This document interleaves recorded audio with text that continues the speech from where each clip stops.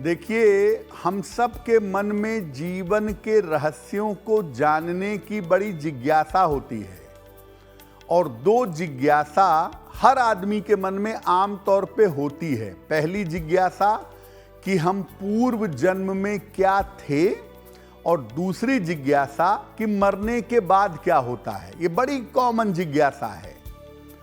ज्योतिष इन दोनों जिज्ञासाओं का समाधान कर सकता है और आज हम आपको बता रहे हैं कि केवल राहु की पोजीशनिंग को, राहु की स्थिति को देख करके एक ब्रीफ जानकारी, एक सामान्य जानकारी आप अपने पूर्व जन्म की जान सकते हैं।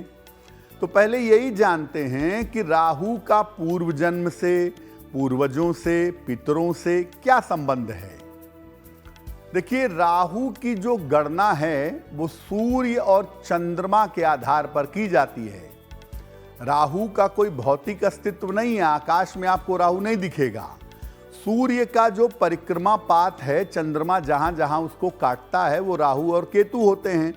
तो सूर्य चंद्रमा के आपसी संबंध से राहु बनता है। सूर्य प्राण है, चंद्रमा मन है और राहु जो है इसी मन और प्राण का रहस्य है।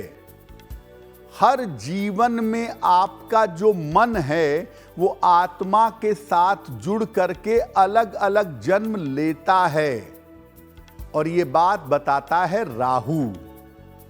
राहु का जो सहयोगी है केतु, ये मुक्ति और मोक्ष का द्वार खोल सकता है। राहु धार्मिकता की तरफ ले जा सकता है अगर बेहतर है, और केतु मुक्ति की तरफ ले जा सकता है। राहु जीवन के तमाम ज्ञात और अज्ञात रहस्य को खोल सकता है, इसीलिए इसको रहस्यमयी ग्रह कहा जाता है।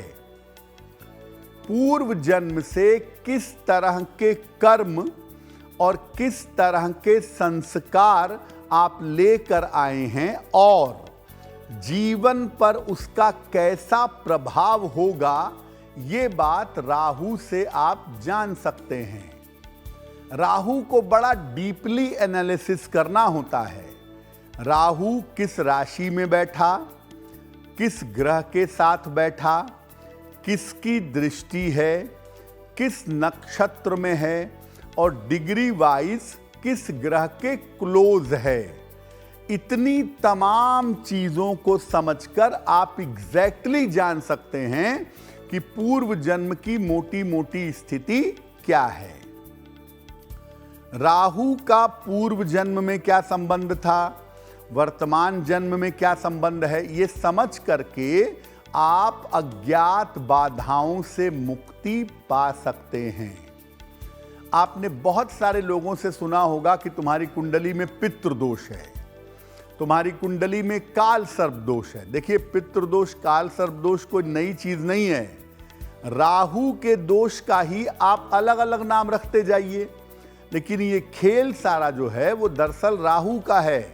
अगर आप राहु को समझ लें तो सीधे कह दें कि समस्या राहु की है, बेवजह उसको पितृदोष और काल सर्प दोष का नाम देने की आवश्यकता नहीं है। देखिए, पूर्व जन्म के कर्मों की छाया तो इस जन्म पर होती ही है।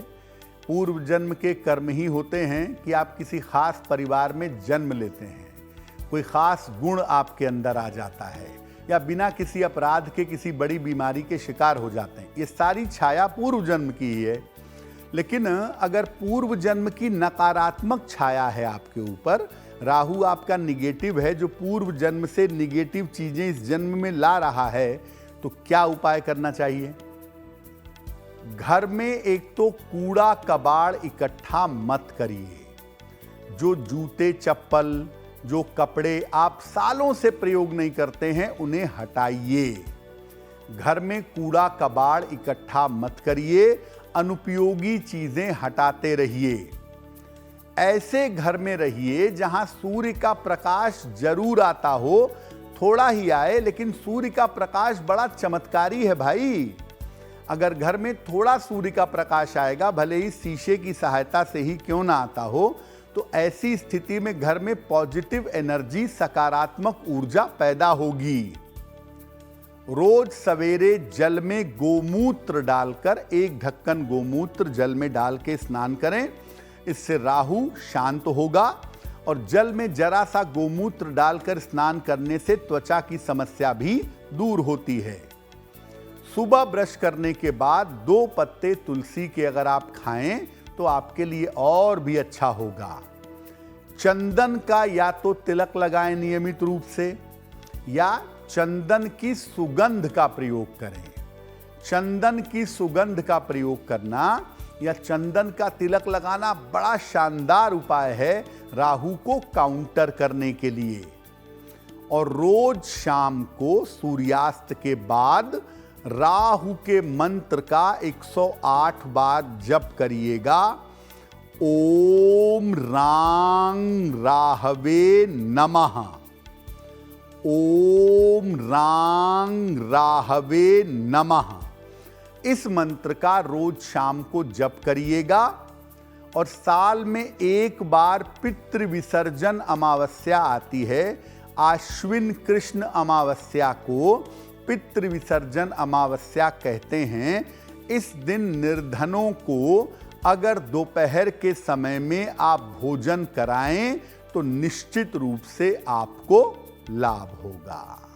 अगर आप मुझसे जुड़ करके अपनी समस्याओं का समाधान चाहते हैं और चाहते हैं कि आपकी समस्याओं को ज्योतिष के माध्यम से सुलझाया जाए, तो आप हमसे संपर्क कर सकते हैं, जुड़ सकते हैं एस्ट्रो तक पर। अगर आप मुझसे जुड़ करके अपनी समस्याओं का समाधान चाहते हैं और चाहते हैं कि आपकी समस्याओं को ज्योतिष के माध्यम से सुलझाया जाए, तो आप हमसे संपर्क कर सकते हैं, जुड़ सकते हैं एस्ट्रो तक पर।